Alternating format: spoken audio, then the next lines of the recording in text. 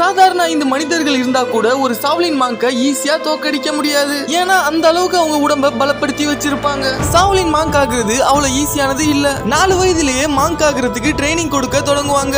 அதுவும் சாதாரண ட்ரைனிங் கிடையாது. சின்ன வயசுலயே ரொம்பவுமே கடினமான பயிற்சி கொடுப்பாங்க. ஆரம்பத்துல அந்த பயிற்சி எல்லாம் அந்த பசங்க ஏற்றுக்கொள்ளவில்லைனாலும் போக போக அதுக்கு பழகி மனதையும் உடலையும் பலப்படுத்துவாங்க. அவங்களுக்கு வயது அதிகரிக்க அதிகரிக்க அவங்களுடைய பயிற்சியும் கடுமையா இருக்கும். எந்த அளவுக்குனா அவங்களுடைய கடுமையான வலியை தாங்கிக்கிட்டு விரல்களை கல்லுலையும் மண்ணுலையும் பஞ்ச் பண்ணுவாங்க. இப்படி பண்றதுனால அவங்களுடைய விரல்களை மட்டும் வச்சு மரத்துல ஓட்ட போடுற அளவுக்கு அவங்களுடைய விரல்கள் வலுவடையும். அது மட்டும் இல்லாம அவங்களுடைய கைகளை மட்டும் பயன்படுத்தி கல்லையே உடைக்க முடியும். இதுக்கு முக்கியமான காரணமே அவங்களுடைய மனதை ஒருநிலைப்படுத்தி பொறுமையாக இந்த பயிற்சியை எல்லாம் செய்வதனால தான் இவங்க ஒரு சூப்பர் ஹியூமனா இருக்க முடியுது. இதே போல பல பயிற்சிகள்ல இருந்து தேர்ச்சி பெற்றா தான் இவங்களுக்கு சாவ்லின் மாங்க்னு தகுதியை கொடுப்பாங்க. அப்படிப்பட்ட சாவ்லின் மாங்கை யாராலையும் சுலபமா